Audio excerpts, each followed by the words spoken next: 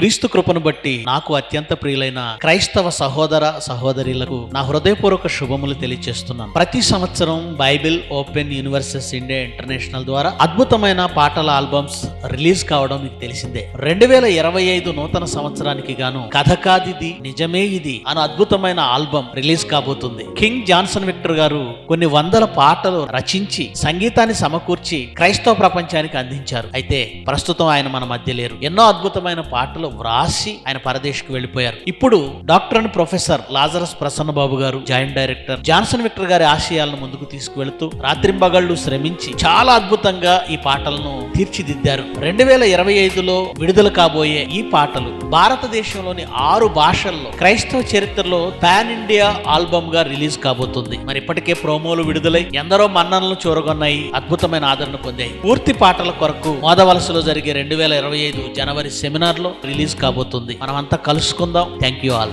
బడిలోని చెప్పని సృష్టికర్త పుస్తకం పరలోకము నుండి పంపబడినది, పరిశుద్ధాత్మ ప్రేరణతో వ్రాయబడినది. కథ కాదిది నిజమే ఇది, ఆ దేవుడే రాసినది.